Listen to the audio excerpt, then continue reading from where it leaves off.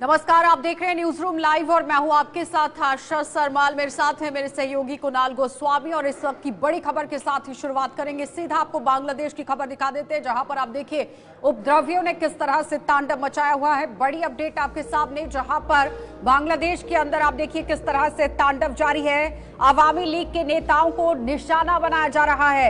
लगभग 20 नेताओं के शव अभी तक बरामद किए गए हैं। आवामी लीग के नेताओं कार्यकर्ताओं के घर में लगातार तोड़फोड़ हो रही है और अशोक तला में ही यहां पूर्व पार्षद के घर पर आग लगा दी गई है। कुणाल, बिल्कुल, और बात की जाए अशोक तला की तो वहां पर 3 मंजिला इमारत को आग लगाने की घटना सामने आई। घर में आग लगाने से 6 लोगों की दर्दनाक जलकर तुरंत मौत हो गई। इधर कोमिल में भी भीड़ ने हमले में लगभग 11 लोगों को मौत के नींद सुला दिया। अब तक कुल 450 कत्ल बांग्लादेश में अलग अलग स्थानों पर सामने आए हैं। तस्वीरें आपके सामने, किस तरह से हिंसा की आग में पूरा बांग्लादेश झुलसता नजर आ रहा है। अभी भी बांग्लादेश में लगातार हिंसक घटनाएं हो रही हैं। अल्पसंख्यकों को चिन्हित करके निशाना बनाया जा रहा है। और बड़ी बात, उपद्रवियों ने ढाका में जो फेमस सिंगर हैं उनका घर तक फूंक दिया। तारिक रहमान लंदन से अब बांग्लादेश लौट रहे हैं। आज ढाका में उनकी रैली भी प्रस्तावित की जा रही है। इधर जमात इस्लामी का कबूलनामा भी सामने आया है, जहां पर हिंदुओं पर हो रहे हिंसक हमलों की बात उन्होंने खुद कबूली है। उन्होंने कहा कि हां, ये बात सच है कि मंदिरों पर लगातार निशाना बनाकर हमला किया जा रहा है। भड़काऊ बयान की वजह से लगातार हिंदुओं पर हमले हुए हैं। लगातार जो सामाजिक सौहार्द को बनाने वाले तमाम संगठन है वो पूरी कोशिश कर रहे हैं कि बांग्लादेश में चप्पे चप्पे पर हालात ठीक हों, लेकिन उसके बावजूद अराजक तत्व लगातार इस हिंसा में घी डाल रहे हैं।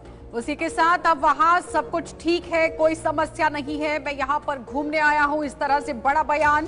और दिल्ली के अंदर आप देखिए किस तरह से ढाका से एयर इंडिया का विमान दिल्ली पहुंचा है। लेकिन फिलहाल बताते चलें कि यहां बांग्लादेश की जो प्रधानमंत्री, पूर्व प्रधानमंत्री रही हैं शेख हसीना, उनकी पार्टी आवामी लीग के 20 नेताओं की यहां आप देखिए किस तरह से बरामदगी हुई है, क्योंकि शव बरामद किए गए हैं। सरकार के बाद बांग्लादेशी सेना ने भी बड़ा फेरबदल कर लिया है। और साथ ही साथ बताते चले कि जिस तरह से बांग्लादेश के अंदर ढाका की अगर बात की जाए तो 199 यात्रियों को और 6 नौजवानों को यहां पर लाया गया है, यानी कि नवजात शिशु भी वहां पर मौजूद थे जिन्हें वापस भारत लाया गया है। दिल्ली उन्हें पहुंचाया गया है, एयर इंडिया का विमान लेकर उन्हें वापस पहुंचा है। तो बांग्लादेश के अंदर एक्टर को पीट कर आप देखिए किस तरह से मौत के घाट उतारा गया। लेकिन उस बीच में जिस तरह से तस्वीरें आप देखिए सामने आपके देखी जा रही हैं, तो यहां से अंदाजा लगा सकते हैं आप कि बांग्लादेश के अंदर का मंजर क्या कुछ है। इस वक्त हमारे साथ करोड़ी सिंह जुड़ चुके हैं। आपसे जानना चाहेंगे, जिस तरह से लगातार कई तरह के सवाल उठ रहे थे सुरक्षा को लेकर और बांग्लादेश की स्थिति को लेकर, लेकिन फिलहाल एक अच्छी खबर आज जरूर आई है करोड़ी जी, जिसमें कहा गया कि 199 यात्रियों को भारत लाया गया है, दिल्ली पहुंचाया गया है, जिसमें 6 नवजात बच्चे भी हैं। देखिए, ऐसा है कि मैंने प्रारंभ में भी कहा है कि बांग्लादेश में फर्स्ट फेज का आंदोलन था, तो हाई कोर्ट और सुप्रीम कोर्ट के जजमेंट के बीच का था। वो कोटा को लेके था। सुप्रीम कोर्ट के जजमेंट के बाद आंदोलन हुआ, वो शेख हसीना को हटाने को लेके था। और संडे को जब सभी स्टूडेंट्स ने और विरोधी पार्टियों ने ढाका मार्च का अनाउंस किया, तो धीरे धीरे हसीना के चारों तरफ जो सलाहकार थे संडे को इवनिंग तक हसीना का साथ देने से पीछे हटने लग गए। और जब पीछे हटने लग गए तो मंडे को सुबह मिलिट्री ने भी ये कह दिया कि जिस तरह की भीड़ आ रही है, हम हमारी जनता को नहीं मार सकते हैं। तो हसीना के सामने कोई विकल्प नहीं था कि वहां से वो निकले अपनी जान बचाने के लिए। तो हसीना तो भारत आ गई, लेकिन जो पीछे रह गए उनके लिए हालत खराब हो गए हैं। अभी तक ऐसा बताया जा रहा है कि आवामी लीग के 20 नेताओं की लाश मिली है, बॉडी मिली है। और अंतरिम गवर्नमेंट की स्थापना की बात हो गई है मोहम्मद यूनुस के नाम चेयरमैनशिप में। और नेताओं ने यह कह दिया, जो स्टूडेंट लीडर है उन्होंने कहा कि मिलिट्री की हम नेतृत्व स्वीकार नहीं करेंगे। अब जो अंतरिम गवर्नमेंट बन गई है उनके सामने सबसे बड़ी चुनौती तो यह होगी कि किस तरह से हिंसा को रोका जाए, क्योंकि भीड़ अभी भी हिंसा पे उतारू है। और जो भी हसीना के सिंपैथाइजर थे उन पे अटैक करने में लगे हुए हैं।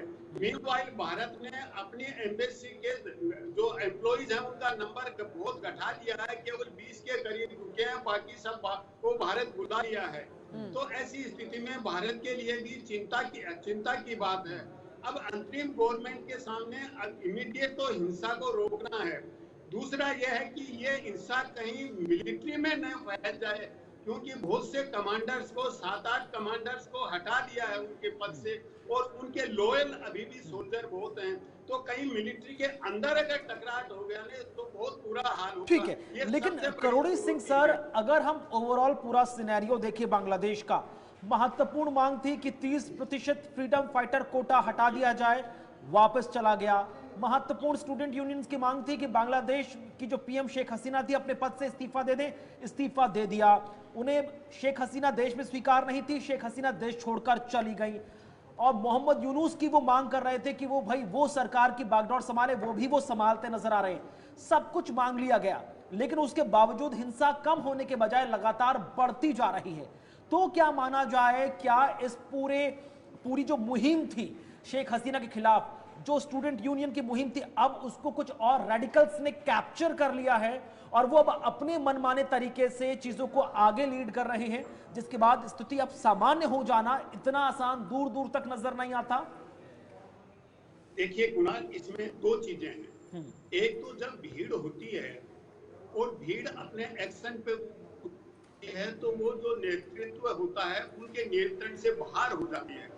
उस भीड़ को नियंत्रित करना बड़ा मुश्किल हो जाता है, और भीड़ में इतना एंगर और जब बदले की भाव हो तब और भी मुश्किल हो जाता है।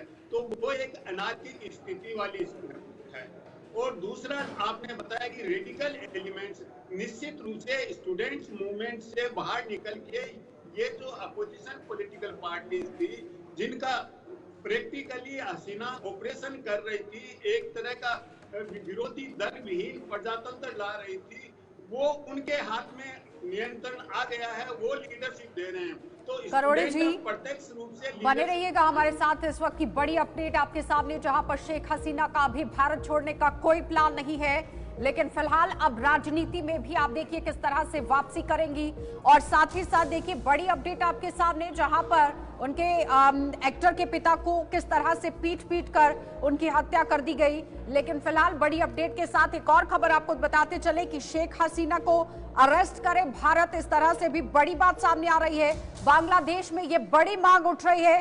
अवामी लीग के जो नेता हैं उन्होंने ब्रिटेन और अमेरिका में, यहाँ आप देखिए किस तरह से शेख हसीना को फिलहाल अभी तक शरण नहीं मिल पाई है, लेकिन भारत के पड़ोस में जिस तरह से उसने दस्तक दी है, पूरे माहौल को लेकर अगर बात की जाए तो वो देश के लिए बहुत ही खतरनाक हो सकता है। रामदेव की तरफ से ये बड़ा बयान, सलमान खुर्शीद की तरफ से भी बड़ा बयान जारी किया गया।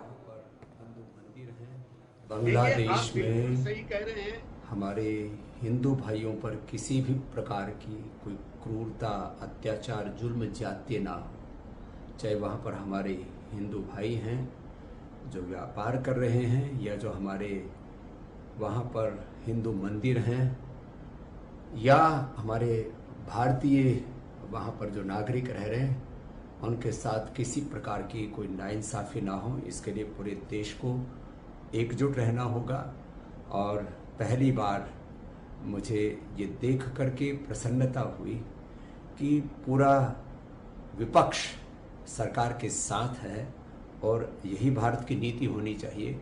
नहीं तो जिस तरह से पूरी दुनिया में इस्लामिक कट्टरवाद बढ़ रहा है, और वो भारत के पड़ोस में जिस तरह से उसने दस्तक दे दी है, वह देश के लिए बहुत ही खतरनाक हो सकता है। ये एकजुटता हमारी आगे भी रहनी चाहिए। कोई यहाँ पर आरक्षण के नाम पर, कोई जाति के नाम पर, कोई अलग अलग प्रकार के मजहबी उन्माद के नाम पर देश को जो बांटना चाहता है, ये ठीक नहीं है। इसलिए हमारी भारत। तो फिलहाल रामदेव को आप सुन रहे थे, वो किस तरह से अपनी बात को सामने रख रहे हैं कि हिंदुओं पर जिस तरह से अत्याचार हो रहा है, इस पर संज्ञान लेने की जरूरत है। और बांग्लादेश जैसे भारत में यहाँ पर हालात ना बने उस पर भी गहनता से बातचीत होनी चाहिए। जो बांग्लादेश में हो रहा है वैसा भारत में भी हो सकता है। कुणाल, जिस तरह से अलग अलग प्रतिक्रियाएं जो है वो देखने को मिल रही थी, इनसे पहले आपने देखा सलमान खुर्शीद किस तरह से बात कर रहे हैं, अब बाबा रामदेव की तरफ से भी इस तरह से बड़ी बातें कही गई। करोड़ी जी हमारे साथ हैं। करोड़ी जी, जिस तरह से अलग अलग प्रतिक्रियाएं अब सामने आ रही हैं, एक पॉलिटिक्स से जुड़ा हुआ सवाल है, लेकिन इस पर जवाब आपका जरूर होना चाहिए कि आखिर इस तरह से बयानबाजी कितनी जायज है कि एक तरफ एक देश के अंदर हालात खराब है और दूसरी तरफ अगर देश के अंदर राजनीति को चमकाने की कोशिश हो तो कितना जायज है। और वो भी तब आशा जब आपको याद होगा कि बीते दिन किस तरह से तमाम पॉलिटिकल पार्टीज ने एक साथ सरकार के साथ खड़ा होने की बात की थी। राहुल गांधी से लेकर मनोज झा से लेकर रामगोपाल यादव, सबने कहा था कि हम बांग्लादेश में हो रही हिंसा, भारत की सुरक्षा को लेकर हम सरकार के साथ खड़े हैं। ऑल पार्टी मीट होता है, आप सहमति देते हैं, लेकिन उसके तुरंत बाद इस तरह से आपके सीनियर लीडर बातचीत करते हैं, बयान जारी करते हैं। करोड़ी जी, देखिए, ऐसा है कि राजनेता होते हैं वो सामान्यतः अपने बयान देते हैं और देने भी चाहिए, लेकिन बाबा रामदेव या अन्य जो लोग हैं जो समाज का नेतृत्व करते हैं उनको इस तरह के बयान से परहेज करना चाहिए आज की स्थिति में, क्योंकि अगर उसकी प्रतिक्रिया भारत में हो जाती है तो भारत के लिए बड़ी खतरनाक स्थिति होगी, क्योंकि भारत में ऐसा कोई इमोशनल आउटबर्स्ट हो जाए कि वहाँ हिंदुओं पे अत्याचार हो रहे हैं और यहाँ की स्थिति बिगड़ जाए तो उसके लिए बाबा रामदेव नहीं संभाल पाएंगे। वो सरकार के लिए चुनौती होगी, वो राजनेताओं के लिए चुनौती होगी। तो मेरा विचार है कि उनको परहेज करना चाहिए।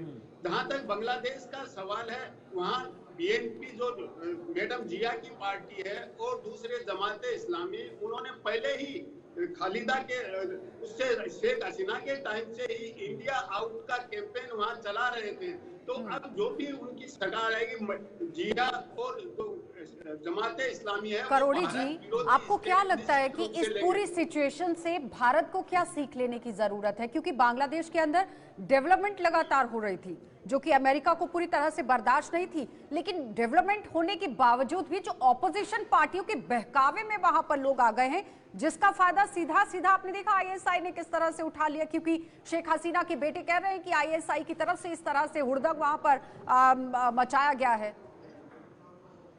देखिए, हमारे हिंदुस्तान में कुछ सालों से एक बहुत इंपॉर्टेंट स्लोगन चलता है, आपदा में अवसर। तो इस तरह के संगठन है, आईएसआई है या अतिवादी संगठन है या जमाते इस्लामी है, ये आपदा में अवसर ढूंढते हैं। और ये आपदा क्रिएट किसने की? ये शेख हसीना की जिस तरह की नीति थी, जिस तरह का दृष्टिकोण था और जिस तरह की उनकी स्टाइल थी राजनीति करने की, उसकी वजह से जनता में बहुत एंगर हो गया था, बहुत गुस्सा आ गया। ठीक है, लौटेंगे सर आपके पास, जहां पर जान बचाकर भारत पहुंचे हैं आवामी लीग के कई कार्यकर्ता। दावा सामने आया है बांग्लादेश को दूसरा पाकिस्तान बनाना चाहते हैं जमात। कई लोग चलते बांग्लादेश को छोड़ना चाहते हैं। बांग्लादेश में लगातार हो रहे हैं हालात खराब। इस वक्त की बड़ी अपडेट आपके सामने, जहां पर जानबूझकर ही आप देखिए किस तरह से हालात को खराब करने की कोशिश हो रही है और भारतीय लोग अपनी जान बचाकर आ गए हैं। बांग्लादेश को दूसरा पाकिस्तान बनाने की कोशिश हो रही है, लेकिन फिलहाल आप देखिए किस तरह से बड़ी बातें जरूर सामने रखी गई थी। इन हालातों से हर उस देश को सबक लेने की भी जरूरत है जहां पर विपक्षी पार्टियां माहौल को खराब करने की कोशिश कर रही हैं, क्योंकि आपने देखा कुणाल, जिस तरह से सुप्रीम कोर्ट का भी फैसला आया, वहां पर भी आप देखिए लोग उसके बावजूद भी नहीं रुके हैं। आरक्षण को वापस किया गया, लेकिन उसके बावजूद भी रुकावट नहीं हुई। ठीक है, और इसी कड़ी में करोड़ी सिंह सर, मैं एक आम व्यक्ति के कंसर्न का सवाल आपसे पूछना चाहता हूं। ये एक आम व्यक्ति भी सोच रहा होगा कि उसे डर है कि बांग्लादेश में जो हिंसा उपद्रव फैला है उसकी लपटे भारत में ना पहुंच जाएं, और कारण यह है कि भारत में इस वक्त शेख हसीना है जिसका गुस्सा हमें पूरे बांग्लादेश में नजर आ रहा है। तो वो गुस्सा बांग्लादेश में के बाद हिंदुस्तान में ना आ जाए शेख हसीना के साथ साथ। सर, वो कंसर्न आप किस तरह से देखते हैं? देखिए कुणाल, जिस तरह का वहां पे गुस्सा है वो बहुत ही खतरनाक स्थिति है और ये मांग उठने लग गई है कि हसीना को भारत नहीं रखे, उसको बांग्लादेश को लौटाए। लेकिन आज की स्थिति में कोई भी सभ्य राष्ट्र किसी नेता को अगर उनके यहाँ आ गया है तो वहां लौटा नहीं सकता। ये हैवी रिस्क है हसीना के लिए। तो हसीना को आज भारत बांग्लादेश लौटा नहीं सकता। आगे किसी प्रक्रिया अगर या कानूनी तरीके से हो सकता है लौटाने की प्रक्रिया चले, लेकिन आज भारत वापस नहीं भेज सकता है, क्योंकि बांग्लादेश में जिस तरह के हालात हैं बहुत ही वोलेटाइल है। जिस तरह से शेख मुजीबुर रहमान, जिसको हम राष्ट्रपिता कहते हैं, बंगबंधु कहते हैं, जिस तरह से उनकी स्टेचू को तोड़ा गया है, स्टेचू को तोड़ना इतिहास में कोई नई बात नहीं है। यूएसएसआर में तोड़ा गया, बेल्जियम में तोड़ा गया, यूरोप के कई देशों में तोड़ी गई है। वही तो सवाल है ना करोड़ी सिंह सर, न्यूयॉर्क में हम देख रहे हैं कि बांग्लादेश का जो काउंसलेट है वहां पर बांग्लादेशी लोग पहुंच गए जो बीएनपी को सपोर्ट कर रहे थे। उन्होंने मुजीबुर रहमान की मूर्ति तोड़ दी, सामान तहस नहस कर दिया। अब यह स्थिति भारत में ना उत्पन्न हो जाए। देखिए, भारत में पूरी तरह से प्रिकॉशन लेके चल रहा है। बांग्लादेश की हाई कमीशन है, उसकी सिक्योरिटी बढ़ा दी है। शेख हसीना की भी सिक्योरिटी बहुत टाइट कर रखी है। तो ऐसी स्थिति में भारत सब प्रयास तो कर रहा है, लेकिन किसी भी देश का डायस्पोरा होता है वो भी पॉलिटिकली डिवाइडेड होता है, और क्राइसिस के समय वो डायस्पोरा भी वोलेटाइल हो जाता है, डायस्पोरा पोलराइज हो जाता है जब इस तरह का क्राइसिस आता है। तो अब जो डायस्पोरा में आवामी लीग के समर्थक रहे हैं परंपरागत तरीके से, वो दूसरे देशों में जो ये अपोजिशन पार्टी है, बीएनपी और जमाते इस्लामी के समर्थक हैं, वो उनको विक्टिमाइज करने का प्रयास करेंगे। इस बहाने की आपने हमें बहुत विक्टिमाइज किया था, एक बदले का भाव देख सकते हैं डायस्पोरा में भी। ये भी एक स्वाभाविक प्रतिक्रिया है, ऐसा ठीक है। चलिए करोड़ी जी, बहुत बहुत धन्यवाद जुड़ने के लिए। तो फिलहाल आपने देखा जिस तरह से बड़ी अपडेट आपके सामने। कल से जम्मू कश्मीर के दौरे पर चुनाव आयोग है, और चुनाव आयोग का 3 दिवसीय दौरा जम्मू कश्मीर का है, और 3 दिन के लिए चुनाव आयोग जम्मू कश्मीर के अंदर रहेगा। राजनीतिक दलों और अधिकारों के साथ यहाँ पर बैठक करेगा। बिल्कुल। तो सितंबर के अंतिम तारीख से पहले सुप्रीम कोर्ट के निर्देश अनुसार जम्मू कश्मीर में आम विधानसभा चुनाव होने हैं। चुनावों को लेकर तमाम जमीनी हकीकत को टटोलने के लिए चुनाव आयोग का ये 3 दिवसीय जम्मू कश्मीर दौरा काफी महत्वपूर्ण। चुनाव आयोग पर फारूक अब्दुल्ला ने सवाल उठाए। तो चुनाव आयोग जहां एक तरफ 3 दिवसीय दौरा जम्मू कश्मीर में करना जा रहा है, जहां पर वो तमाम पॉलिटिकल पार्टीज, हायर ऑफिशियल्स के साथ बैठक करेगा, हालातों को समझेगा, वहीं दूसरी तरफ फारूक अब्दुल्ला ने समय पर चुनाव कराने को लेकर अपना बयान दिया है। बड़ी अपडेट आपके सामने, जहां पर आप देखिए हलचल अब विधानसभा चुनावों को लेकर जम्मू कश्मीर के अंदर तेज हो चुकी है, क्योंकि 8 अगस्त से लेकर 10 अगस्त तक election commission of India Jammu Kashmir के अंदर रहेगा। और अलग अलग आप देखिए जिस तरह से बातें सामने आई, जिसमें आपको बताते चले कि लगातार गुरुवार से ही अटकलें ये लगाई जा रही थी कि दौरा यहां पर हो सकता है, लेकिन उस बीच में तस्वीरें साफ करने के लिए चुनाव आयोग यहां पर पहुंचेगा।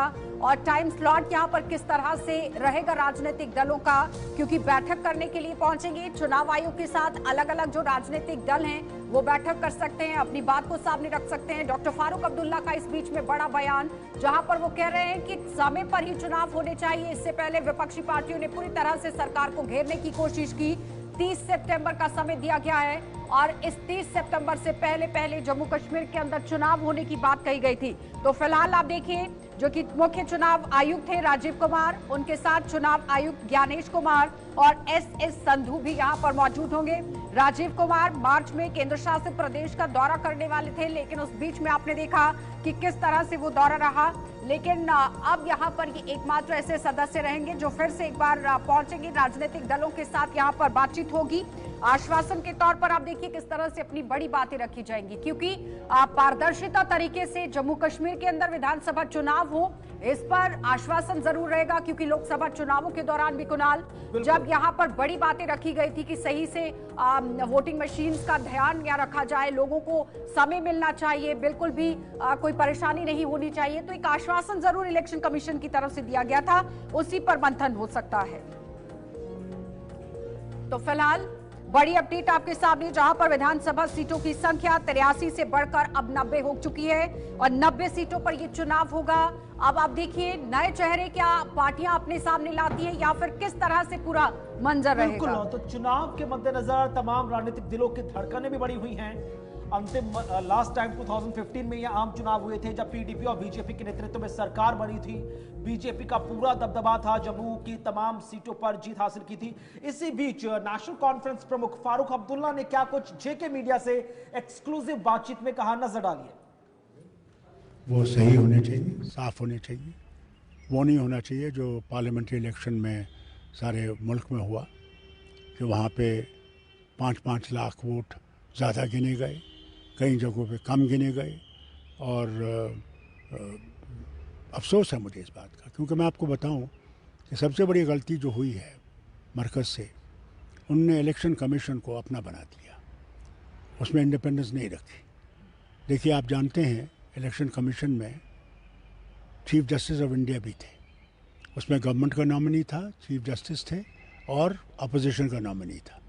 अब क्या हो गया, उन्होंने चीफ जस्टिस को बाहर कर दिया और गवर्नमेंट के 2 नॉमिनी है, प्राइम मिनिस्टर है और अमित शाह साहब है, और एक शख्स है जो अपोजिशन का है। तो वो क्या कर सकेगा। इसके साथ साथ मैं आपको बताऊं, गवर्नमेंट के नॉमिनी जो आता था, चुना जाता था, उसके लिए जो अपने कैबिनेट सेक्रेटरी हैं वो चुना करते थे, सारे अफसरों को देखकर, उनका पूरा डिटेल देखकर कि वो इसके में रहें, इनकी मदद करें। उसके बजाय अब लॉ मिनिस्टर रखा गया है, तो वो भी सरकारी नॉमिनी है। तो कहाँ रहा independence of this election commission. तो मुझे तो इलेक्शन कमीशन पे ईमानदारी से आपसे कहता भरोसा उठ गया है। वो क्या करेंगे वो अल्लाह ही जानता है, मगर हमने इलेक्शन में हिस्सा लेना है। अब हमारी जमात के लोग वहाँ जाएंगे, उनसे बात। तो सुना आपने आखिरकार नेशनल कॉन्फ्रेंस प्रमुख पूर्व मुख्यमंत्री फारूक अब्दुल्ला किस तरह से बयान देते नजर आए। बयान इमरान नायको कुणाल हमारे साथ जुड़ गए हैं। इमरान, आपसे जानना चाहेंगे किस तरह से पूरी तैयारियां रहेंगी इलेक्शन कमीशन के इस दौरे को लेकर, पूरे दौरे को किस तरह से देख रहे हैं, क्योंकि सबकी नजर इसी पर अब टिकी हुई है। जी बिल्कुल, इस दौरे के हवाले से जहां इंतजामिया पहले से ही मुतहरिक है, इस दौरे के तैयारियों में मसरूफ है, वहीं तमाम सियासी जमातें भी इस दौरे का बेसब्री के साथ इंतजार कर रही है। Chief election commission of India का 2 रोज़ा दौरा है जम्मू कश्मीर का 8 और 9 तारीख को, और ठीक 10 बजे सुबह श्रीनगर के इंटरनेशनल हवाई अड्डे पर ये ECI का वफद पहुंच रहा है। और उसके बाद ये इनकी यहाँ की रजिस्टर्ड जो नेशनल और लोकल रीजनल पॉलिटिकल पार्टीज हैं उनके साथ वो मुलाकात करेंगे, उनके साथ मुशावरत होगी। और उसके बाद यहाँ के जो भी डिप्टी कमिश्नर्स हैं और डिस्ट्रिक्ट्स के जो SSPs हैं उनसे बात होगी, जो नोडल ऑफिसर्स हैं उनके साथ बात होगी, और साथ साथ यहाँ के मजबूरी ग्राउंड सिचुएशन का जायजा लिया जाएगा। और अगले दिन यानी 9 तारीख को इस वफद की जो इलेक्शन कमीशन ऑफ इंडिया का जो वफद जम्मू कश्मीर पहुंचा है, chief secretary, director general of police से बात होगी, लॉ एनफोर्समेंट एजेंसीज से उनकी बात होगी, तमाम जो CRPF, BSF और आर्मी या बाकी जो इंटेलिजेंस एजेंसीज के जो ब्रॉज हैं उनके साथ बातचीत होगी। और इसके अलावा यहाँ एक प्रेस कॉन्फ्रेंस का भी वो इनेकाद करेंगे जम्मू के अंदर। तो जहाँ तक कश्मीर का ताल्लुक है, इस दौरे का जैसे मैंने कहा कि काफ़ी टाइम से बेसब्री से इंतजार था और जिम्मे गोइयाँ चल रही थी कि क्या ये लाइकली दौरा है, मुमकिन है या इसमें ये शेड्यूल तय हुआ है। लेकिन अब चूंकि आज बाकायदा तौर पर इस दौरे का शेड्यूल जारी कर दिया गया है 8 और 9 तारीख का, और इस हवाले से सुबह से ही पॉलिटिकल पार्टीज जो है मुतहरिक हुई है और मुख्तलिफ सियासी जमातों के जो मीटिंग्स है वो भी शुरू हुई है, जिनको इन्विटेशन मिल रहा है या मिला है, और वो तैयारियों में है कि इलेक्शन कमीशन ऑफ इंडिया के इस वफद के साथ उनकी क्या मुलाकात होगी, इसमें अपनी क्या राय, वो क्या तजावीज़ पेश करेंगे। क्योंकि आप भी जानते हैं कि पिछले 10 साल 2018 से जम्मू कश्मीर में असेंबली के इंतखाबात हुई, यहाँ इलेक्टेड गवर्नमेंट नहीं है, तो इसलिए न सिर्फ यहाँ की पॉलिटिकल पार्टीज बल्कि जो यहाँ के मकामी लोग हैं, इमरान, जब लोकसभा के चुनाव होने थे उस वक्त भी आपने देखा था कि जो विपक्षी पार्टियां थी वो लगातार चुनाव आयोग पर सवाल उठा रही थी। वो कह रहे थे कि यहाँ पर सही से काम जो है इलेक्शन कमीशन ऑफ इंडिया नहीं कर रहा है। आश्वासन एक जरूर दिया गया था कि बहुत बेहतर तरीके से काम होगा, और देखा भी गया कि बम्पर तरीके से वोटिंग हुई, भारी तादाद में लोग अपने घरों से बाहर निकले। क्या लगता है कि इस बार भी सवाल इसी तरह के रहेंगे ऑपोजिशन पार्टीज के? जी यकीनी तौर पर, क्योंकि जो पार्लियामेंट के इलेक्शंस थे वो एक मैसेज थी, जिन्होंने ये उस इलेक्शन से ये मैसेज हुई कि लोग बिल्कुल यहाँ के इंतखाबात पर यकीन रखते हैं, इंतजार करते हैं। और सेम यही सिचुएशन है जैसे कि जब पार्लियामेंट के इलेक्शन हुए तो यहाँ की तमाम अपोजिशन सियासी जमातों ने सवाल खड़े किए और उन्हें कहा कि अगर पार्लियामेंट के इलेक्शन हो सकते हैं। अच्छा इमरान, एक सवाल मैं आपसे जानना चाहूंगी आखिरी में, और कौन कौन से लोग मीटिंग के लिए शामिल होने वाले हैं, क्योंकि ऑपोजिशन पार्टियां तो रहेंगी ही, और कौन से दलों के साथ मुलाकात हो सकती है? एज सच जैसा कि हमारे पास अभी डिटेल्स हैं, जो भी रजिस्टर्ड लोकल और नेशनल पॉलिटिकल पार्टीज है, यानी कि रीजनल पॉलिटिकल पार्टी जैसे नेशनल कॉन्फ्रेंस है, पीडीपी है, इसी तरीके से सीपीआईएम है, हालांकि वो नेशनल पॉलिटिकल पार्टी है। इस तरीके से जो भी यहाँ की रीजनल पॉलिटिकल पार्टी रजिस्टर्ड है इलेक्शन कमीशन ऑफ इंडिया में, उनको तो इन्वाइट मिला है। ठीक है, और वो तो लेकिन जारी क्या है सिविल सोसाइटी के नुमाइंदों से भी मुलाकात की संभावना बन रही है इमरान? जी बिल्कुल, सिविल सोसाइटी के काफ़ी सारे जो अलग अलग ग्रुप्स हैं, स्टेक होल्डर्स हैं, उनसे भी हम पिछले 3 रोज से राब्ते में हैं और उनसे हम ये बात कर रहे हैं कि क्या आपको इनविटेशन मिलने के इम्कानात है, और अगर इनविटेशन आपको मिलता है तो क्या आप जाएंगे, आपकी तजावीज़ क्या होगी। तो यकीनी तौर पर अभी तक चूंकि उन्हें कोई इन्विटेशन नहीं मिला है, लेकिन अगर आज और कल के इमरान बहुत बहुत धन्यवाद जुड़ने के लिए। तो फिलहाल आपने देखा कि हमारे संवाददाता इमरान नाइक को जानकारी दे रहे थे कि इलेक्शन कमीशन का दौरा किस तरह का रहने वाला है। बड़ी अपडेट आपके सामने तो फिलहाल रखी गई है कि इलेक्शन कमीशन का दौरा है, लेकिन उसको लेकर किस तरह से अब जम्मू कश्मीर में काम चलेगा, ये बड़ी बात रहेगी। रुकेंगे एक छोटे से ब्रेक के लिए, जल्द वापस लौटेंगे, आप बने रहिए हमारे साथ।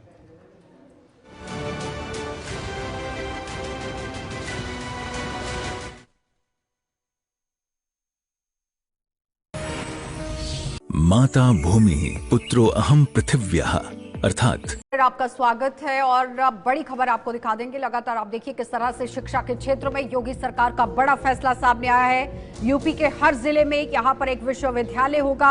सीएम योगी ने ये निर्देश दे दिए हैं और नई नीति यहाँ पर तैयार की जा रही है। वर्तमान में 35 जिलों में विश्वविद्यालय की उपलब्धता रहेगी। बिल्कुल, लगातार उत्तर प्रदेश में योगी सरकार शिक्षा के क्षेत्र में लगातार नए कीर्तिमान स्थापित करने के मकसद से एक एक करके चीजों को आगे बढ़ा रही है। आपको याद होगा हाल फिलहाल में जो अभी सत्र चल रहा था, उस दौरान भी मुख्यमंत्री योगी आदित्यनाथ ने कहा था हर व्यक्ति तक, हर बच्चे तक अच्छी शिक्षा, सस्ती शिक्षा पहुंचे और शिक्षा अनिवार्य रूप से पहुंचे, ये योगी सरकार का लक्ष्य है। और उसी के मद्देनजर ये बयान सामने आया जहां अब यूपी के हर जिले में एक विश्वविद्यालय बनाया जाएगा। मौजूदा वक्त में 35 विश्वविद्यालय हैं और आने वाले वक्त में किस तरह से अब पूरा रोड मैप तैयार किया जा रहा है, फंड की व्यवस्था की जा रही है, जो तमाम संसाधन है उनको बटोरा जा रहा है और उसके बाद ये कहा जाएगा कि यूपी एक ऐसा प्रदेश भी बन रहा है जो ना सिर्फ आर्थिक तौर पर मजबूत हो रहा है बल्कि शैक्षणिक तौर पर भी अपने आप को आगे ले जाने की देखिए उपचुनावों से ठीक पहले एक एक करके किस तरह से योगी सरकार एक्शन मोड में है। मुख्यमंत्री की तरफ से दिशा निर्देश जारी किए गए और बताया गया कि विगत 7 वर्षों में सतत प्रयासों के प्रदेश में एक मंडल एक विश्वविद्यालय की परिकल्पना पूरी हो चुकी है। सभी 18 मंडलों में विश्वविद्यालय की स्थापना हो चुकी है। कई मंडलों में निर्माण कार्य जारी है, लेकिन अब यहां पर आप देखिए 35 जनपदों में विश्वविद्यालय की उपलब्धता गिनाई गई है। गौरव पांडे हमारे साथ जुड़ चुके हैं। गौरव, एक तरफ नई शिक्षा नीति पर सरकार ने काम किया, लेकिन उत्तर प्रदेश के अंदर आप देखिए किस तरह से 35 जिलों में विश्वविद्यालय की उपलब्धता बताई गई है और फिर कहा गया कि शिक्षा को पर्याप्त तरीके से बच्चों तक किस तरह से पहुंचाया जाए, उसके लिए भी काम करने की कोशिश हो रही है। किस तरह से काम चल रहा है? बिल्कुल, देखिए आशा, साफ तौर पे उत्तर प्रदेश के मुख्यमंत्री ये चाहते हैं कि हर वर्ग को उचित दामों पर शिक्षा मिले, लेकिन एक शिक्षा नीति के साथ निजी निवेश पर भी विशेष तौर पे ध्यान देने की बात कही गई है। ये कहा गया है कि जो विश्वविद्यालय हैं उनमें निजी निवेश को भी सार्थक तौर पे लाया जाए, यानी कि जो प्राइवेटाइजेशन का तौर है उसको आगे बढ़ाया जाए। अन्य विभागों की बात करें, जिस तरीके से बिजली विभाग को निजी हाथों में देने की बात हो रही है, ठीक वैसे ही अब शिक्षा को भी निजी हाथों में देने की बात कही जा रही है इस नीति के दौरान। खासकर जितने भी विश्वविद्यालय हैं, फिलहाल अगर उत्तर प्रदेश की बात करूं तो उत्तर प्रदेश में तकरीबन 35 विश्वविद्यालय हैं और अन्य विश्वविद्यालयों को बनाने की बात कही जा रही है। फिलहाल सत्र के दौरान बजट भी पास करने की बात कही गई, लेकिन फिलहाल पूरा रोड मैप तैयार होगा, कहां कहां कौन कौन सा विश्वविद्यालय किस किस नाम पर आधारित होगा।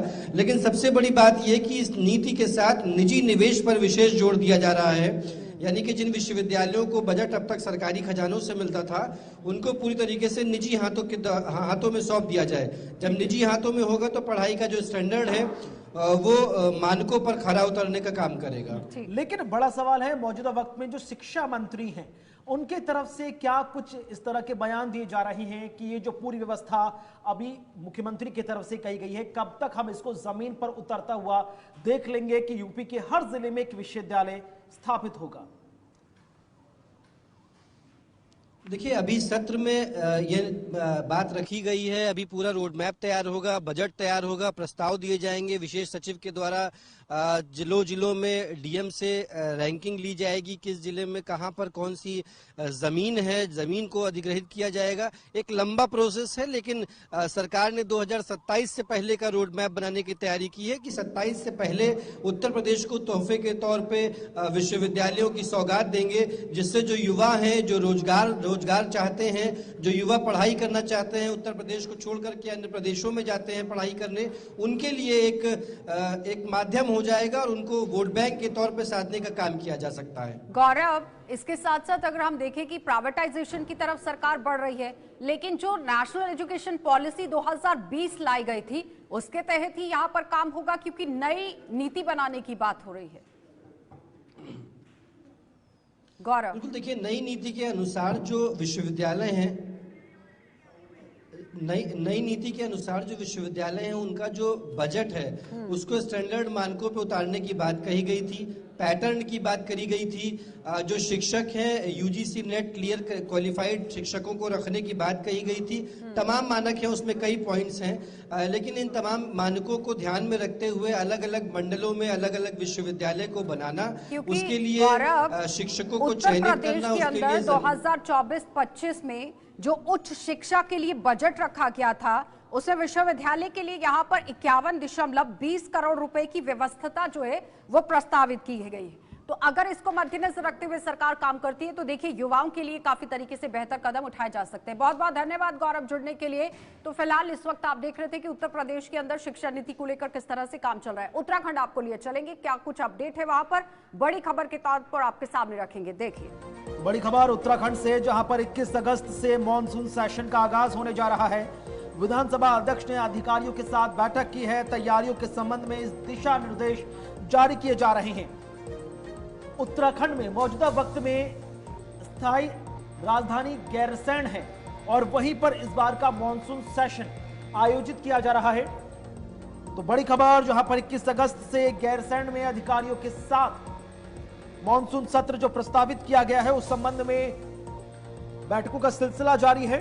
बैठक के दौरान उन्होंने सत्र के आपात स्थिति से निपटने के लिए भी अधिकारियों को तैयार रखने के लिए कहा है। साथ ही साथ सत्र से पहले गैरसैंण विधानसभा भवन में बिजली, पानी, मेडिकल, फोन, इंटरनेट जैसी सुविधाएं सुनिश्चित कर ली जाएं। मंत्री, विधायकों, पत्रकारों, अधिकारियों और कर्मचारियों को किसी तरह की असुविधा ना हो, इस बात को लेकर उत्तराखंड विधानसभा अध्यक्ष रितु खंडूड़ी ने जो तमाम अधिकारियों को निर्देश जारी किए। तो फिलहाल बड़ी अपडेट आपके सामने, जहां पर आप देखिए उत्तराखंड के अंदर 21 अगस्त से ये मॉनसून सत्र शुरू होगा। आपात स्थिति से किस तरह से निपटना है इस पर गहनता से चर्चा हो सकती है, क्योंकि पुष्कर सिंह धामी लगातार आपने देखा केदारनाथ धाम के अंदर जिस तरह से त्रासदी देखी गई, कई हजार श्रद्धालु जो है वो फंस गए, उन्हें रेस्क्यू किया गया। उन्हीं को मद्देनजर रखते हुए लगातार अब काम करने की कोशिश उत्तराखंड सरकार कर रही है, क्योंकि पुष्कर सिंह धामी की तरफ से ये साफ तौर पर कहा गया था कि यहाँ पर जैसे ही सीजन होता है मॉनसून का, उस वक्त ही बाहर से श्रद्धालुओं के आने का सिलसिला शुरू हो जाता है और कारोबारियों के लिए भी ये अच्छा समय रहता है। लेकिन आपात स्थिति से निपटने के लिए किस तरह से कदम उठाए जाने चाहिए, पर्याप्त मात्रा में क्या एनडीआरएफ, एसडीआरएफ की जो तैनात की गई टीमें हैं वो काम कर रही हैं। जिस तरह से आपने देखा सुरक्षा बलों ने भी वहां पर मोर्चा संभाला, और उसके साथ साथ 21 अगस्त को अगर ये मॉनसून सत्र शुरू होता है तो फिर नेता प्रतिपक्ष से किस तरह से देखेंगे, क्योंकि लगातार विपक्षी पार्टियां हमलावर हैं और पूरी तरह से काम करने की कोशिश इस पे चलती रहेगी। देखिए, सत्र को लेकर पूरी तरह से तैयारी है हमारी, लेकिन मैंने आज अपने अफसरों के साथ जो विधानसभा सचिवालय है उनके साथ एक बैठक की है, ताकि जो भी हमारे जो सत्र है वो सही तरीके से चले, किसी को किसी तरह की समस्या ना हो और जनता के जो भी प्रश्न होते हैं, जो भी मुद्दे होते हैं, वो हमारे सदन में उठ सके और उनके जवाब मिल सकें। इस तरह से प्रयास रहेगा कि सभी को ठीक से सुविधा। चलिए, तो फिलहाल आप सुन रहे थे किस तरह से यहाँ पर रितु खंडूड़ी जो है वो अपनी बात रख रही थी। सीधा चलेंगे, हमारे संवाददाता धनराज ने हमारे साथ ज्वाइन किया है। धनराज, जिस तरह से 60 दिनों का ये मानसून सत्र शुरू होगा और 21 अगस्त से इसकी शुरुआत होगी, अलग अलग जगहें गिनाई गई हैं, अलग अलग मुद्दे गिनाए गए हैं, किस तरह से रोड मैप तैयार किया जाएगा?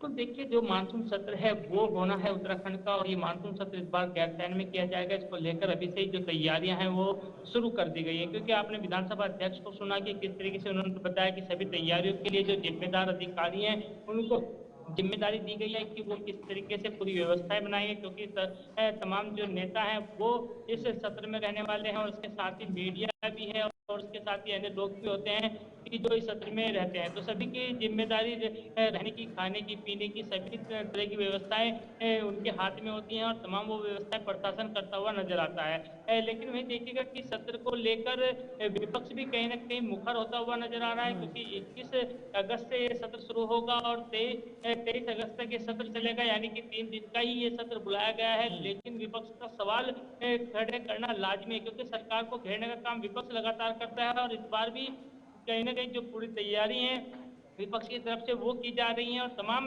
सत्र के दौरान सरकार को घेरने के लिए, तमाम मुद्दों को लेकर सरकार को घेरने की तैयारी भी विपक्ष की तरफ से की गई है। और विपक्ष की तरफ से ये भी कहा गया है कि लगभग 500% ऐसे होंगे कि जिन पर सरकार से जवाब मांगा जाएगा। अब देखने वाली बात होगी कि सरकार उनका बेखूबी जवाब दे पाती है या नहीं दे पाती। लेकिन धनराज, यहाँ पर जवाब तो जनता के लिए भी देने की जरूरत है कि जनता ये जानना चाहती है कि जिस तरह से अब नेचुरल क्लाइमेटी है, आपदा तो आनी है, उसे रोक नहीं सकते हैं, लेकिन एहतियात जरूर बरते जा सकते हैं, जिसमें मुख्यमंत्री की तरफ से भी कहा गया कि एहतियातन तौर पर कदम उठाए जाएंगे। क्या लगता है कि जिस तरह से मानसून सत्र शुरू होगा, मानसून के समय में जो त्रासदी होती है उत्तराखंड के अंदर, उसके लिए कदम उठाए जाएंगे कि लोगों का पलायन ना हो, लोगों को दूसरी जगह पर शिफ्ट कितनी जल्दी वहां पर किया जाए, रेस्क्यू को लेकर किस तरह से काम होना चाहिए, बिजली, पानी, सड़क जैसी जो मूलभूत सुविधाएं हैं वो लोगों को पर्याप्त मात्रा में मिले, उसके लिए कदम उठाए जाने चाहिए? बिल्कुल ऐसा आपने देखा कि हाल ही में केदारनाथ के अंदर जिस तरीके से त्रासदी हुई थी और रेस्क्यू किया गया था और वहां पर रेस्क्यू करने के बाद लगभग 15,000 लोगों को सुरक्षित सरकार ने निकाला है। लेकिन उसके बावजूद भी कहीं ना कहीं विपक्ष सरकार को घेरने की कोशिश इस मुद्दे पर जरूर करेगा, क्योंकि आपदा के दौरान देखा जाता है कि जो व्यवस्थाएं होनी चाहिए थी वो पूरी नहीं हो पाती, क्योंकि जो प्राकृतिक आपदाएं हैं वो आती हैं, उनको रोका नहीं जा सकता, लेकिन उनको कम करने के लिए तैयारियां जरूर की जा सकती हैं, जिसको लेकर विपक्ष भी लगातार सवाल खड़े करता है कि सरकार की वो तैयारी मानसून से पहले नहीं थी। लेकिन अब देखने वाली बात होगी कि जब ये सत्र शुरू होगा तो इस सत्र में किस तरीके से सरकार को घेरने की कोशिश विपक्ष करता है और सरकार को इसका जवाब भी देना होगा, क्योंकि जनता भी इसका जवाब मांगती है कि आखिर वो मानसून सत्र में किस तरीके से तैयारियां रखेंगे, क्योंकि अभी जो आने वाला भी मानसून सत्र होगा, इस मानसून सत्र में कहीं ना कहीं ये तमाम जो चर्चाएं हैं वो भी होंगी और तमाम इसका जो खाका सरकार की तरफ से बुना गया है वो खाका भी उनके द्वारा रखा जाएगा कि आखिर वो किस तरीके से आने वाले समय में। ठीक है धनराज, बहुत बहुत धन्यवाद। बड़ी खबर, दिल्ली आईएएस कोचिंग हादसे का बड़ा मामला देखने को मिला, जहां 4 बेसमेंट मालिकों ने अब जमानत याचिका लगा दी है और यहां पर आरोपियों ने सीबीआई कोर्ट में ये जमानत याचिका जो है वो लगा दी है। बिल्कुल, तो हाल फिलहाल में दिल्ली की राव आईएएस कोचिंग में बेसमेंट में पानी भरने से लाइब्रेरी में 3 छात्रों की मौत हो गई थी। उसके बाद से लगातार सीलिंग का सिलसिला शुरू हुआ और कई ऐसी कोचिंग सेंटर्स और बिल्डिंग्स के मालिक थे जिनकी बिल्डिंग सील कर दी गई, कोचिंग सील कर दी गई और इसी कड़ी में अब 4 बेसमेंट मालिकों ने जमानत याचिका लगाई है सीबीआई कोर्ट में। 28 जुलाई को आरोपियों की गिरफ्तारी हुई थी। इसमें कई कोचिंग के संचालक भी हैं और कई बिल्डिंग्स के मालिक भी। लेकिन अब बड़ा सवाल यह है कि आरोपी हरविंदर, तेजिंदर, परविंदर और सरबजीत की जमानत याचिका पर आज क्या राउज एवेन्यू कोर्ट में कोई राहत मिल पाएगी या नहीं मिल पाएगी। लगातार तमाम छात्र नाराज चल रहे हैं, छात्र के परिजन नाराज चल रहे हैं, जो इंटेलेक्चुअल कम्युनिटी है वो काफी नाराज है, क्योंकि ओल्ड राजेंद्र नगर का इलाका एक ऐसा इलाका है जहां से दुनिया भारत भर को तमाम IAS IPS अधिकारी मिलते हैं। सैकड़ों की तादाद में यहां पर कोचिंग्स चलती हैं, लेकिन व्यवस्थाएं जब पूछी जाती हैं तो बद से बदतर नजर आती हैं। देखिए, बड़ी अपडेट आपके सामने, जहां पर 30 हजारी कोर्ट ने निपटारा करते हुए आरोपियों को यहां सुरक्षा कोर्ट में जाने की अनुमति दी थी और उसके बाद ही 28 जुलाई को यहां पर आरोपियों की गिरफ्तारी होती है। और दिल्ली के ओल्ड राजेंद्र नगर के राउज IAS कोचिंग में 3 स्टूडेंट्स के डूबने के बाद ये मामला गर्मा जाता है और लगातार ग्राउंड जीरो तक पहुंचने की कोशिश होती है। बेसमेंट के अंदर जिस तरह से हालात बने वो भी आपने देखा, लेकिन उसके साथ साथ सीधा अब हम अपने संवाददाता के पास चलेंगे। केशव मोहन मिश्रा ने हमारे साथ ज्वाइन किया है। केशव, जिस तरह से लगातार आप देखिए अब याचिका जो है जमानत के लिए डाली गई है, क्या कुछ कार्रवाई किस तरह से चल रही है? देखिए, बिल्कुल जिस तरीके से लगातार हमने देखा कि इस पूरे प्रकरण को लेकर राजनीति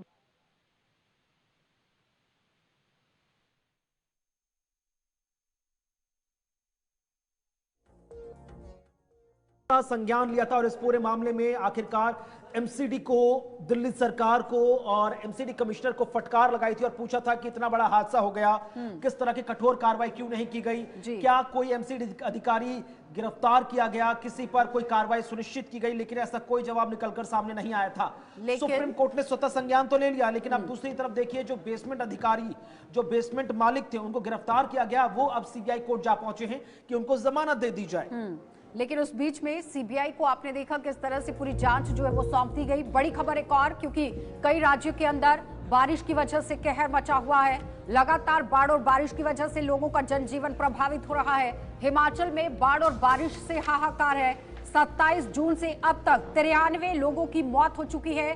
10 राज्यों में बहुत तरीके से आप देखिए भारी बारिश का अलर्ट जारी कर दिया गया है। तो पहाड़ी राज्य जम्मू कश्मीर, हिमाचल प्रदेश, उत्तराखंड, पूर्वोत्तर के राज्य मेघालय, मिजोरम, त्रिपुरा, आसाम, मध्य भारत, यूपी या दक्षिण भारत, गुजरात, राजस्थान की बात करें, या फिर हम दक्षिण भारत की बात कर लें, केरला, कर्नाटक, हर जगह मौसम का मिजाज ज्यादातर राज्यों में नरम नजर नहीं आ रहा। कई ऐसे इलाके हैं जहां पर यह राहत बनकर आया, लेकिन ज्यादातर राज्यों में यह आफत बनकर भी टूटा है। लगातार बादलों के फटने का सिलसिला जारी है। लैंडस्लाइडिंग की तस्वीरें सामने आ रही हैं, जगह जगह ब्लॉक हुई हैं। कई ऐसे यात्रा मार्ग थे जो पूरी तरह से बाधित हुए, कई हफ्तों का समय उनको लग गया खोलने के लिए, लेकिन हालात बिल्कुल ठीक नहीं होते नजर आ रहे। और उस पर भी आशा बड़ी बात है कि भारतीय मौसम विज्ञान विभाग इस पूरे हफ्ते जगह जगह रेड अलर्ट और ऑरेंज अलर्ट जारी कर रहा है और लोगों से आग्रह किया जा रहा है कि पर्वतीय राज्य, जो पहाड़ी राज्य हैं, उनकी तरफ रुख ना ही करें तो ज्यादा बेहतर होगा, क्योंकि पहाड़ों पर बारिश का कहर है। कुछ तस्वीरें आपके सामने, जहां पर राजौरी, जम्मू कश्मीर की तस्वीर आप देख रहे हैं। नदी उफान पर है राजौरी के अंदर, और आप देखिए किस तरह से देहरादून और उत्तराखंड के अंदर भी लोग परेशान हैं बारिश की वजह से। सीतापुर यूपी की तस्वीर आप देख रहे हैं, क्योंकि रात के समय में काफी परेशानियां लोगों को बारिश की वजह से झेलनी पड़ी। अजमेर राजस्थान की भी तस्वीरें आपके सामने, जहां पर बाढ़ और बारिश का कहर देखने को मिला। कुल्लू हिमाचल प्रदेश में आप तस्वीरें देख रहे हैं, जहां पर मंडी की सांसद कंगना रनौत पहुंचती हैं ग्राउंड जीरो पर, लोगों का हालचाल जानती हैं। शिमला हिमाचल प्रदेश के अंदर भी आप देखिए किस तरह से मंजर जो है वो बना हुआ है बारिश की वजह से। लेकिन फिलहाल IMD की तरफ से ये बताया गया है कि पूर्वोत्तर राजस्थान और उत्तर पश्चिमी मध्य प्रदेश पर एक बार फिर से निम्न दबाव जो है वो इन क्षेत्रों पर बन सकता है। मौसम प्रणाली का ये एक विशेषता भरा आप देखिए मैसेज ही इसे कहा जा सकता है, क्योंकि मौसमी मानसून गर्त को अपनी सामान्य स्थिति से दक्षिण और दिल्ली में बने हुए हैं, और इसकी वजह से राष्ट्रीय राजधानी और उसके आसपास के जो नव पूर्वी इलाके हैं वो काफी तरीके से इसकी चपेट में आए हैं। लेकिन दिल्ली के कुछ हिस्सों में भी आप देखिए बारिश का मंजर किस तरह से रहा, और इसके साथ साथ पूरे देश में अब बारिश की वजह से त्राहिमाम है, क्योंकि 10 राज्यों के अंदर बाढ़ और बारिश की वजह से हाहाकार और तबाही मची हुई है। उत्तरी भारत में जो मानसून की वजह से प्रभाव हुआ है, लोगों को काफी परेशानियां उससे झेलनी पड़ी। मौजूदा वक्त में आशा 10 राज्यों में भारी बारिश को लेकर अलर्ट जारी किया गया है, और तस्वीरें आप देखिए किस तरह से नदियां ओवरफ्लो होती नजर आ रही हैं। मुख्यतः अगर हिमाचल की ही हम बात कर ले तो 12 में से 7 जिले, जिसमें ये जो तस्वीर आप देख रहे हैं ये जम्मू की तस्वीर है, और देखिए ये नाला किस तरह से उफान पर है, और अगर यहाँ से आप गुजरते हैं तो समझ लीजिए कि किस तरह से हालात जो है वो हो सकते हैं, क्योंकि जम्मू के अंदर भी भारी बारिश इस वक्त हो रही है और रुक रुक कर बारिश का सिलसिला जारी है। पहाड़ी इलाकों में आप देखिए झमाझम बारिश हो रही है, कई तरह के बादल फटने की घटनाएं, लैंडस्लाइड की भी घटना आपने वायनाड केरल के अंदर देखी, लेकिन जम्मू के अंदर की भी तस्वीर आपके सामने है जहां पर भारी बारिश का कहर यहां पर मचा हुआ है। और इस बीच में बारिश का जो रौद्र रूप है वो देखने को मिल रहा है पहाड़ी इलाकों के अंदर। और जम्मू की अगर बात करें तो आप देखिए मैदानी इलाकों के अंदर नाले उफान पर है। बिल्कुल, और लगातार इसीलिए पहाड़ी राज्यों की तरफ जो तमाम सैलानी रुख कर रहे हैं उनको एडवाइजरी भी समय समय पर जारी की जा रही है। तस्वीरें आपके सामने जम्मू से, जहां पर लगातार आप देखिए कि सुबह से ही इंद्र देवता रौद्र रूप अपनाए हुए हैं, भारी बारिश हो रही है और हालात ये हैं कि बारिश रुकने का नाम नहीं ले रही, जिसके चलते जनजीवन पूरी तरह से पटरी से उतरता हुआ नजर आ रहा है।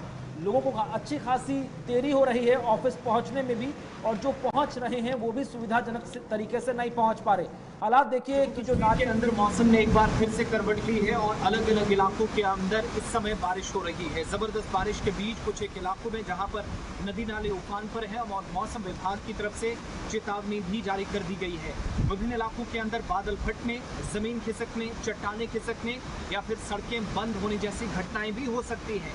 इस बीच जम्मू के विभिन्न इलाकों में इस समय चाहे वो शहर हो या फिर कस्बे से बाहर वाले इलाके, बारिशें अभी भी सुबह 3 घंटों से लगातार हो रही हैं। ऐसे में एहतियात बरतने की भी ज़रूरत है और अपने आसपास भी ख्याल रखिएगा जहां पर पानी की लेवल में एक बार फिर से इजाफा होता दिखाई दे रहा है। महकमा मौसमियात या मौसम विभाग के अनुसार 10 अगस्त तक फिलहाल इसी तरीके की मौसम जम्मू प्रोविंस के अंदर और कश्मीर घाटी के अंदर बना रहेगा और जिन इलाकों में गर्मी है वहां पर भी थोड़ी सी राहत की उम्मीद नजर आने लगी है। चलिए, तो फिलहाल हमारे सहयोगी आसिफ रशीद यहाँ पर ग्राउंड जीरो से रिपोर्ट कर रहे थे कि जम्मू के अंदर किस तरह से हालात हैं। तो देखिए 10 राज्यों में भारी बारिश का अलर्ट है, जिसमें हिमाचल प्रदेश, उत्तराखंड, उत्तर प्रदेश का नाम शामिल है। और उसके साथ साथ देखिए किस तरह से अब जम्मू कश्मीर के अलावा मध्य प्रदेश, असम, मेघालय, नागालैंड में भी हालात बने हुए हैं। कुणाल, बिल्कुल, चाहे पहाड़ी राज्य हो, मैदानी राज्य हो या पूर्वोत्तर के राज्य मणिपुर, मिजोरम, त्रिपुरा, जम्मू कश्मीर में भी भारी बारिश को लेकर अलर्ट जारी किया गया था और तस्वीरें भी बिल्कुल वैसे ही स्थिति बयां करती हुई नजर आ रही हैं, जहां पर जम्मू कश्मीर के कई इलाके इस वक्त लगातार जहां पर नदी नाले हैं वो उफान भरते हुए नजर आ रहे हैं, जलस्तर लगातार बढ़ता नजर आ रहा है। एहतियात बरतने की बात की जा रही है। कल भी अलर्ट जारी किया गया है। ताजा अपडेट और आपको साझा कर दे कल के लिहाज से, जहां पर 8 अगस्त को भी 17 राज्यों में बारिश को लेकर अलर्ट जारी किया गया है। 3 राज्य ऐसे हैं जहां पर 12 सेंटीमीटर से ज्यादा बारिश की संभावना भी कल के दिन नजर आ रही है। यानी कि ना सिर्फ आज का दिन, कल का दिन भी आपको एहतियात बरतने की बहुत ज्यादा जरूरत है। तस्वीर आप देखिए जहां पर जानकारी मिल रही है कि अरुणाचल प्रदेश, असम और मेघालय में भी कल का दिन राहत भरा नजर नहीं आएगा। कल भी मध्यम से भारी और भारी से भारीतम बारिश की संभावना नजर आ रही है।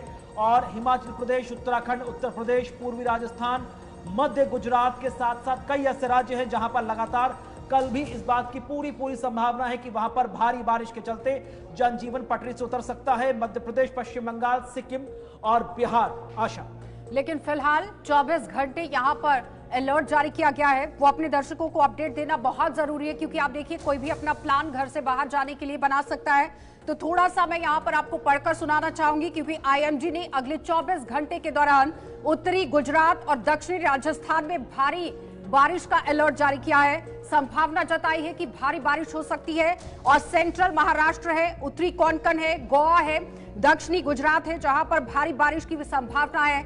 हिमाचल प्रदेश, उत्तराखंड, जम्मू कश्मीर, बिहार, झारखंड, पश्चिम बंगाल और ओडिशा में हल्की से मध्यम जहां पर बारिश यहां हो सकती है। कुछ स्थानों पे भारी बारिश भी हो सकती है। लेकिन फिलहाल कल का जो अलर्ट था आप देखिए उसी को लेकर चलिए। जिस तरह से 24 घंटे का अलर्ट दिया गया है, अभी तक 24 घंटे तो नहीं हो पाए हैं, क्योंकि अगर आपको अपने घर से बाहर निकलना है तो सबसे पहले एडवाइजरी को फॉलो कीजिए। जो कंट्रोल रूम स्थापित किए गए हैं अलग अलग शहरों के अंदर, वहां पर संपर्क साधिए और उसके बाद अपने घरों से बाहर जाने का प्लान कीजिए। आगे बढ़ेंगे, एक और बड़ी खबर आपको दिखा देंगे, जहां पर आप देखिए जम्मू कश्मीर के अंदर किस तरह से अब बुढ़ा अमरनाथ यात्रा जो है वो शुरू हो गई थी, लेकिन उसके साथ साथ किस तरह से हालात बारिश को लेकर बने हुए हैं। हिमाचल की तस्वीरें आपको दिखा देते हैं। कंगना रनौत क्या कुछ कह रही है। बिल्कुल, कंगना रनौत अपने संसदीय क्षेत्र मंडी पहुंची और क्या कुछ बयान दिया, सुनिए आप। और हम बताएंगे कि लोगों का बहुत हानि हुई है और सबसे बड़ी बात ये है कि इस जानी नुकसान के साथ में अभी जो लोग विस्थापित हैं, योजनाओं के आते आते वक्त लगता ही है, वो सब जाते हैं और जब तक फंड पहुंचते हैं स्टेट गवर्नमेंट के थ्रू हो या बाकी किसी संसाधनों के थ्रू हो, लेकिन अभी इमीडिएटली क्या इन लोगों के लिए हो सकता है क्योंकि सड़कों पर आ गए हैं और इमीडिएटली हम क्या इनके लिए कर सकते हैं जिनको अभी खाने के लिए जो है ऐसे सड़क पर लंगर लगाए हुए हैं, ये बेघर हो चुके हैं। ये बहुत ज़मींदार, बहुत अच्छे अपना खेती करने वाले, अच्छे इनके पशुओं वाले लोग थे, लेकिन आज ये बेघर हो चुके हैं। चलिए, तो यूपी का रुख करेंगे। यूपी से नितिन राजपूत ने हमारे साथ ज्वाइन किया है। नितिन, आपसे जानना चाहेंगे क्या कुछ है वहां पर सूरत हाल, क्योंकि जिस तरह से बारिश हो रही है, भारी बारिश की वजह से लोग परेशान हैं, किस तरह से प्रशासन काम कर रहा है? देखिए आशा, लगातार उत्तर प्रदेश और उत्तर प्रदेश से सटे हुए राज्यों में लगातार भारी बारिश हो रही है, उससे लगातार जनजीवन अस्त व्यस्त हो रहा है। तो कहीं ना कहीं जो लोग डेली रूटीन पे सुबह अपने ऑफिस के लिए जाते हैं, अपने गंतव्य पे जाते हैं, उनको कहीं ना कहीं भारी जाम का सामना करना पड़ रहा है। आप गाजियाबाद जो दिल्ली से सटा हुआ इलाका है, हम इसकी बात करते हैं। दिल्ली में जब 24 घंटे लगातार बारिश पड़ी तो कहीं ना कहीं घंटों लंबा जाम लग गया और इस जाम में कहीं ना कहीं एनसीआर वासी को झेलना पड़ा और कहीं ना कहीं बरसात में इस तरीके की समस्या झेलनी पड़ती है। पर प्रशासन लाख दावे करता है कि बारिश से आने से पहले कहीं ना कहीं ड्रेनिंग सिस्टम को दुरुस्त किया जाता है और ट्रैफिक में जो एडवाइजरी है वो दी जाती है कि किसी भी तरीके से भारी वाहनों को सिटी के अंदर आने से रोका जाए। उसके बावजूद भी ये सारे तमाम बातें धरे रह जाते हैं। लेकिन नितिन, जिस तरह से मानसून की शुरुआत हुई और मानसून की पहली बारिश ने ही वहां पर पोल खोल कर रख दी। विधानसभा का सत्र चल रहा था, लेकिन सत्र के दौरान ही आपने देखा किस तरह से वहां पर पानी हो गया और सही से काम भी नहीं चल पा रहा था। तो विधानसभा के अंदर अगर इस तरह के हालात हैं, तो फिर आम जनता के लिए जो बाहर के हालात होंगे वो किस तरह के होंगे?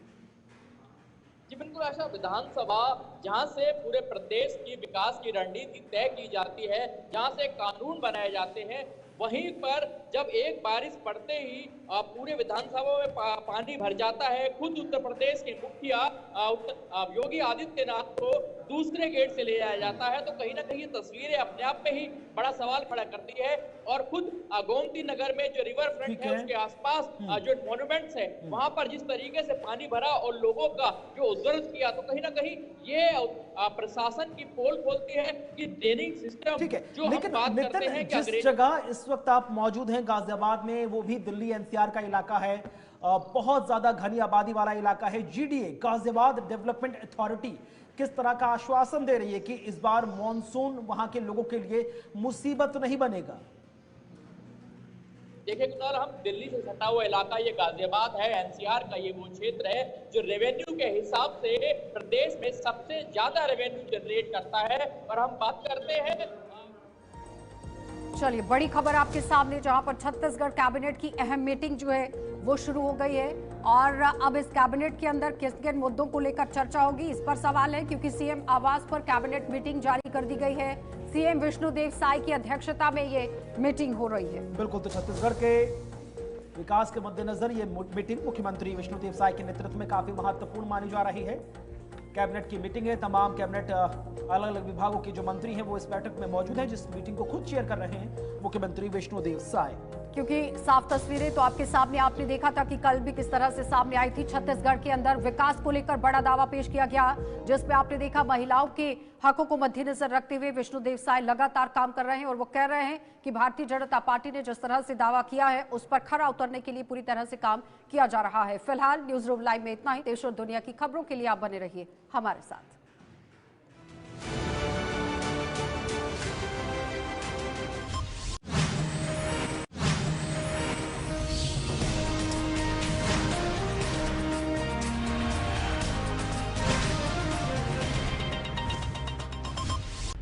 सरकारी स्कूलों ਦੇ ਵਿੱਚ